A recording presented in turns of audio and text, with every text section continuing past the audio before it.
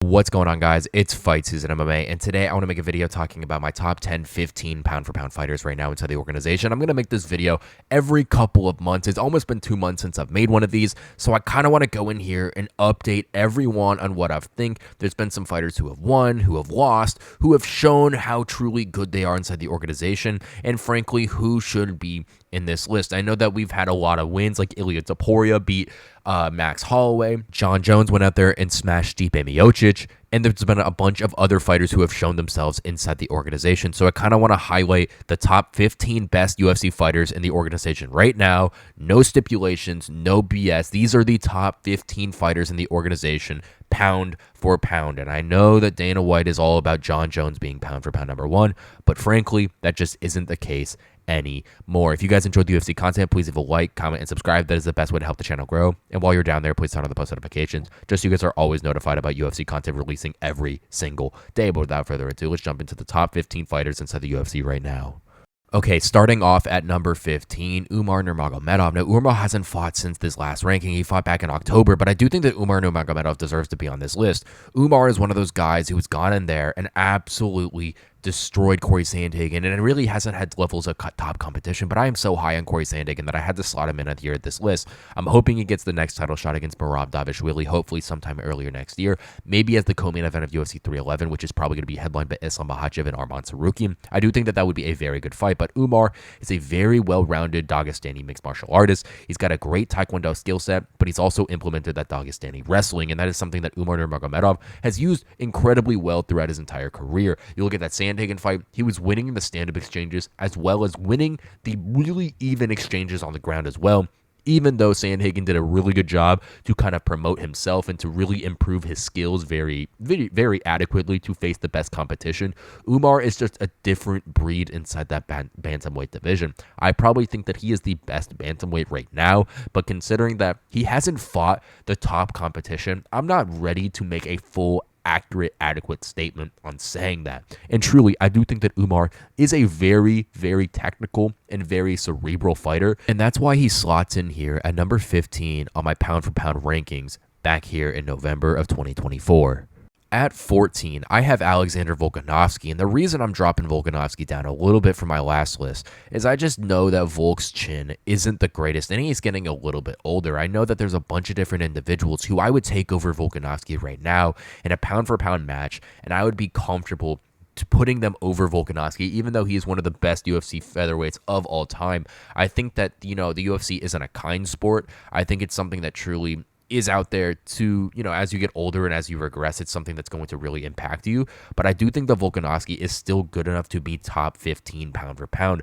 Volk went in there in his last fight versus Ilia Topuria, got knocked out. And his last fight prior to that got knocked out by Makhachev. Now, both those knockouts are, yes, they were awful knockouts, but they're just some incredible competition. So it's not like this massive asterisk on Volkanovski's resume, but truly just something that is going in there to say that Volkanovski tried to do the unthinkable, pull back 3 months later after getting knocked out by Makhachev to beat Ilia Topuria, who is, as we all know, is one of the most dangerous fighters in the organization, and he wasn't able to pull it off. Ultimately, Volkanovski is still an amazing fighter. He's got the well-rounded skill set, probably one of the most well-rounded fighters in that featherweight division, probably behind Ilia, and genuinely, Volkanovski is an absolute beast in there, and everyone loves seeing him fight. That's why he slots in here at number 14. At number 13, I have Charles do Bronx Oliveira, and I think a big thing with Oliveira is we didn't know if he was over the hill with that fight against Armen Tsarukyan, but coming back versus Michael Chandler and winning an incredible 5-round unanimous decision in a fight that he looked super incredible. I think that that was something that was really good for Charles Oliveira to do. I actually made a video about Oliveira pretty recently. I'll link it right here. But if you haven't seen Charles Oliveira's fight against Michael Chandler, it's very impressive in my opinion. Oliveira went in there, did everything correctly that he needed to do, ultimately implemented a better wrestling strategy that's not only going to help with his wrestling defense, but also his wrestling offense. And I think that was the biggest fight that was lacking against Armen Tsarukyan. And I think that he could go in there and beat Armen. Now, that's a very close fight. But I do think that Oliveira actually would get the better of Armen in their next one, because Oliveira has one of the best Brazilian Jiu-Jitsu games in the organization right now. He's an incredible striker, as well as a super intelligent fighter to go along with it. Now, the only thing with Oliveira is he's getting a little bit older. He's 35 years old. He's been fighting in the organization since 2010, so he's been here for a very long time. But ultimately, Charles Oliveira is one of the best fighters in the organization and still deserves to be in the top 15 pound-for-pound rankings. Currently, he is slotted here at number 13, top 15 pound-for-pound November 2024.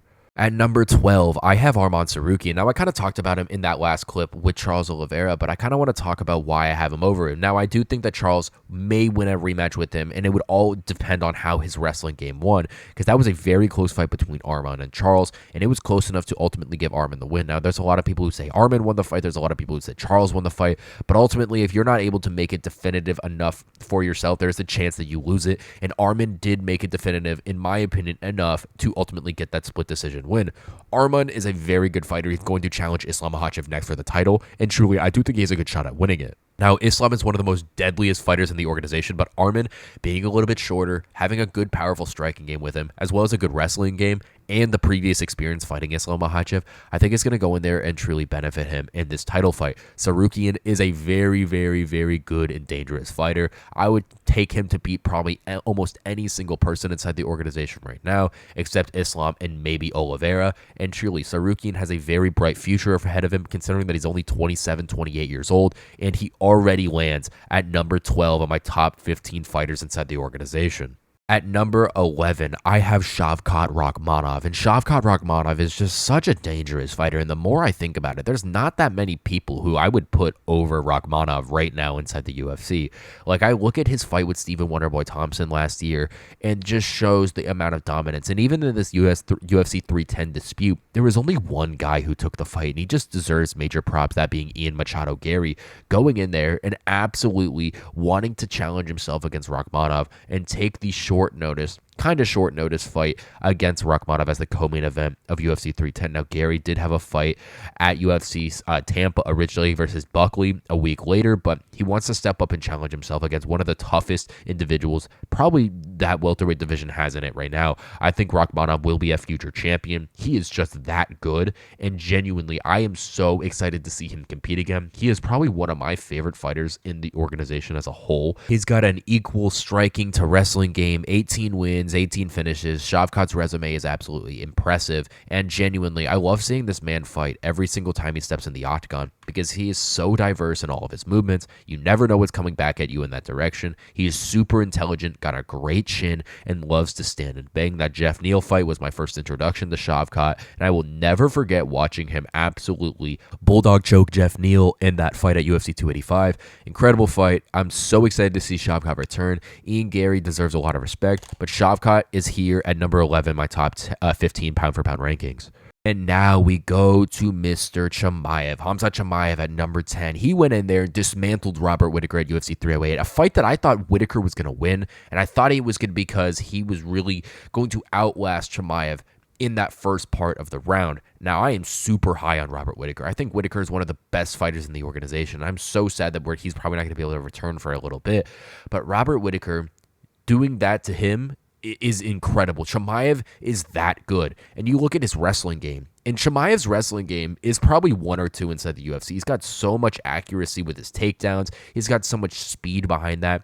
And, combine that with incredible grappling ability. He is just that good inside the organization, and genuinely, Khamzat Chimaev is going to be a force to be reckoned with for years to come. Now, the only question mark on Chimaev, well, the 2 question marks is, can he fight outside the Middle East, and does he have a gas tank to go at it? Now, in his fights against Gilbert Burns and Kamaru Usman, his gas tank was tested, and to be, tested not that well. He didn't do great in those 2 fights at the end of the rounds, but he ultimately won both of them, still holding an undefeated record. But Khamzat Chimaev is an absolute weapon in that middleweight division. I do think that he deserves the UFC middleweight title shot next, especially against Dricus Du Plessis. That would be an incredible fight, but I cannot wait to see Chimaev's career progress, grow, and see it fully flesh out into one of the best things the organization has in right now. Chimaev is a massive star and one of the best fighters in it, and that's why he slots in at number 10.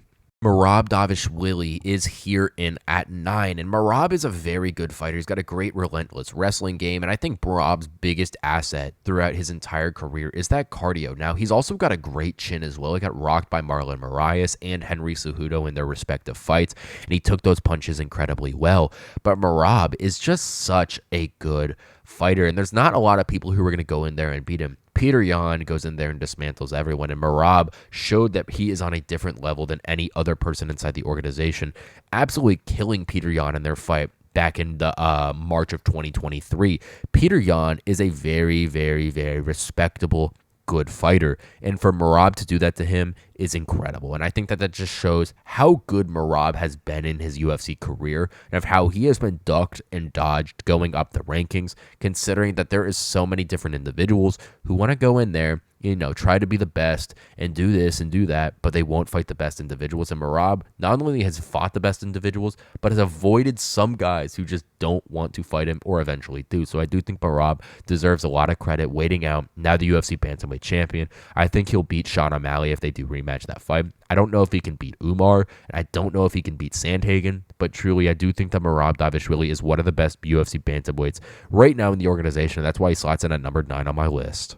Now, at number 8, we have Alexandre Pantoja, and the flyweight division isn't that deep, and that's why he's at number 8. Now, I've kind of went back and looked at Pantoja's resume, and it is absolutely incredible. He's got 5 total wins over Brandon Moreno and Brandon Royval, and as you know, Brandon Moreno went back in UFC Edmonton and dismantled Amir Albazi. Brandon Moreno also just sent back Tatsuro Taira in an incredible fight. And for Pantoja to have 5 combined wins over those both individuals is an incredible feat. He also has wins up and down the UFC flyweight division. He's got wins over Urseg. He's got wins over Kai Kara France. He's got so many different wins, and especially in his title career, he is a very interesting fighter. He actually just got promoted to headline UFC 310 after Belal Muhammad pulled out from Shavkat Rakhmonov. Shavkat slid in to be that co-main event. I'll actually link that video here of that fight announcement. But genuinely, Pantoja is a very fun fighter. His career is incredibly underrated. One of the best flyweights the UFC has ever seen. And genuinely, he has fought the who's in the 125-pound division. Pantoja's got an incredible grappling game. He's got a pretty good striking game, but he's probably got the best chin maybe in UFC history. Alexandre Pantoja has walked through every single person inside the organization, I think except Davidson Figueiredo at the time, but really, Alexandre Pantoja is just that good. He's one of the best flyweights in the organization, could probably move up to bantamweight and do just fine, but Pantoja, the current UFC 125 champ, and he deserves to be here at number 8 on this list.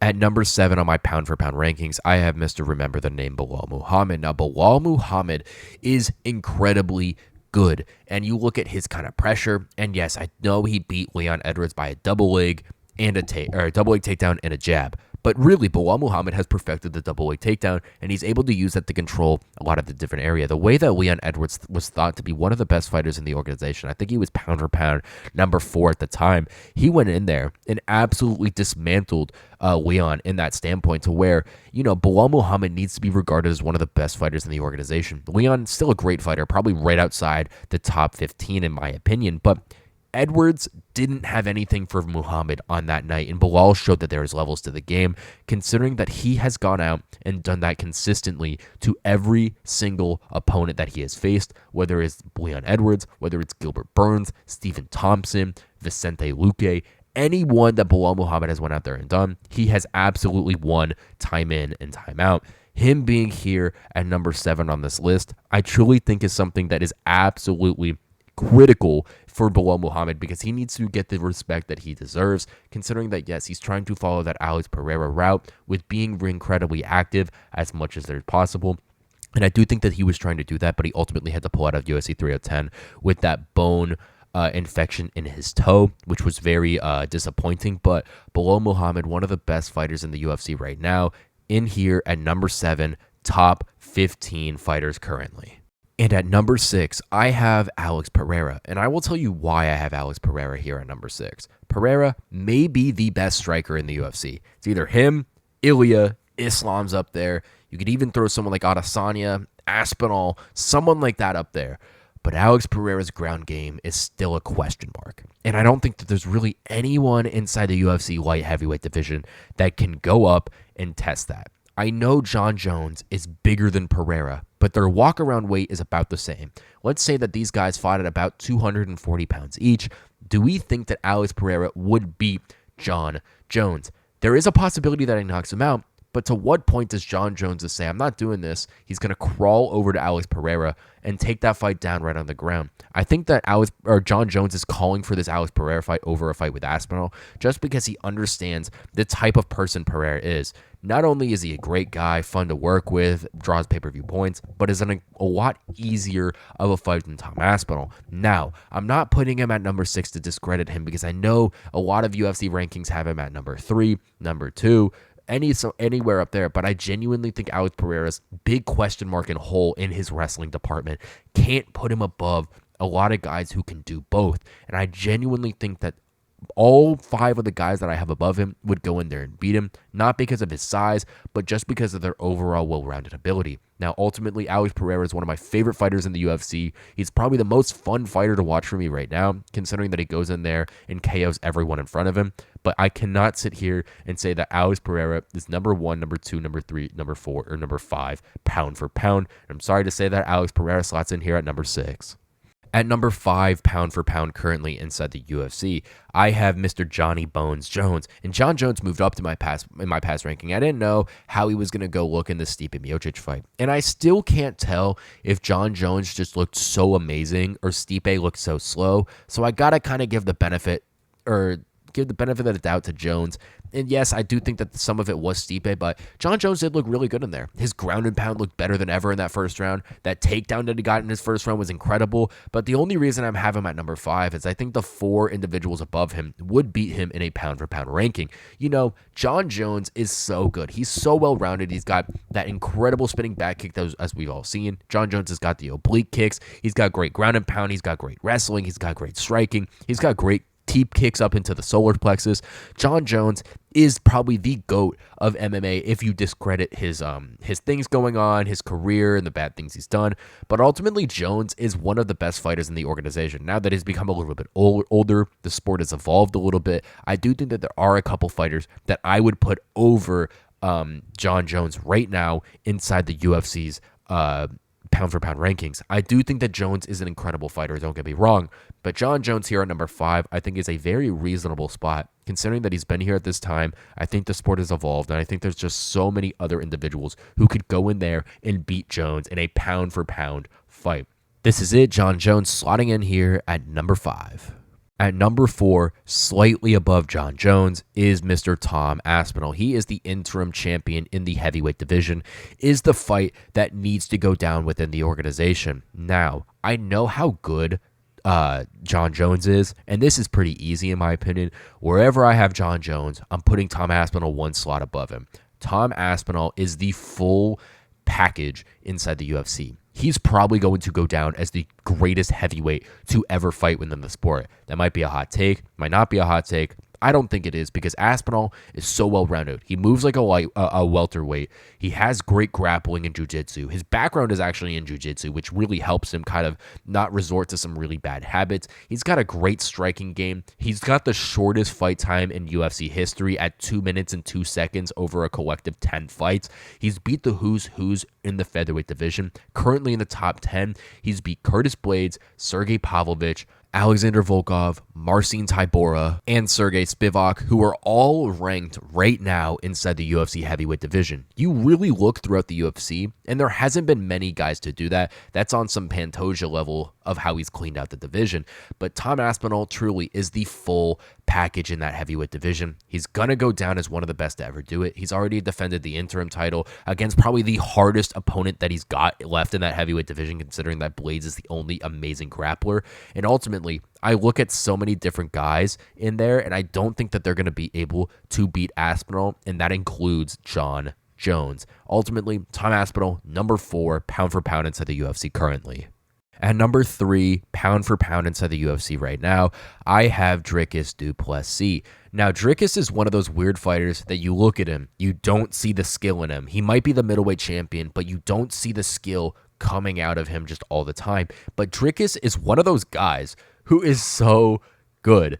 I will never bet against Dricus Du Plessis ever again in my life, no matter who he goes up against. Chimaev, Strickland, Whitaker, Adesanya, Imavov, Allen, anyone like that I'm not getting against Dricus Du Plessis, because I did that in his title fight with Sean Strickland, and he just somehow found a way to win that fight. Dricus Du Plessis is just a master of seeing the game, and I think that's his biggest asset, and I've talked about that constantly. Dricus Du Plessis' mind is above everyone else's inside the UFC, to where he can sit there, take a visual of the landscape, and ultimately decipher what he needs to be able to do to ultimately go out there and win fights. Dricus Du Plessis is just that good. He is that type of human being, and he is that intelligent inside the organization. If there is any other fighter who can do it as well as Dricus, of how his corner work can be amazing, he also knows how to make adjustments on the fly, but in a very, very perfect way, to where he doesn't over-adjust. He does what he needs to do in order to win rounds, considering that he lost that Strickland round 1,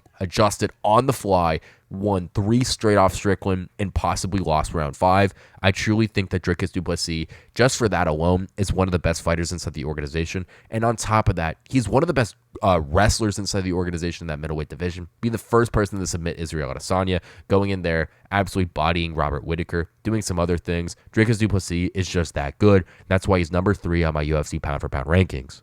At number 2, we got Ilia Topuria. Ilia Topuria, UFC 308, first person to ever knock down Max Holloway. And with that knockdown, he got the first person to ever KO Max Holloway. I cannot sit here and tell you guys how special Ilia Topuria is. I made a video on him yesterday saying that no one can beat him and of how he's going to go down as the featherweight GOAT. I'll link that right here.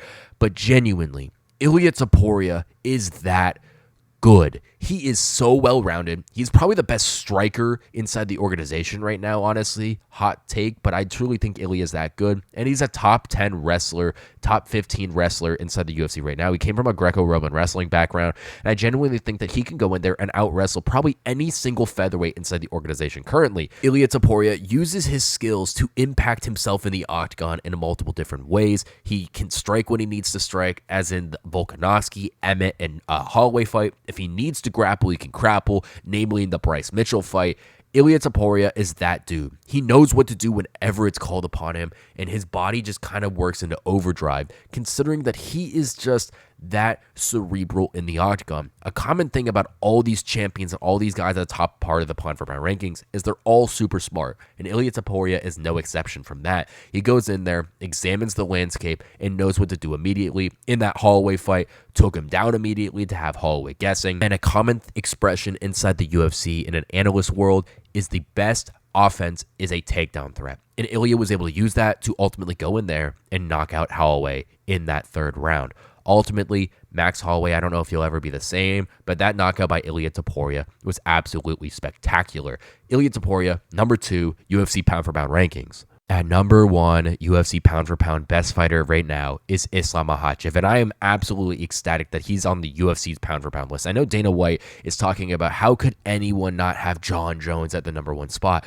The one reason is because Islam Makhachev exists, and he is that good. If you put him in a pound-for-pound war with Jon Jones right now, he's got amazing takedown defense, amazing striking, top 5 striker, top 5 grappler, probably top 3 grappler. There's no way you can convince me that anyone is better than Islam Makhachev inside the UFC right now. He's got the duality. He's got the best corner within Khamzat Nurmagomedov. He is just that special. I know you sit here and you say, oh, he didn't finish Poirier until round 5, but Islam Makhachev won that fight in the most technical way possible.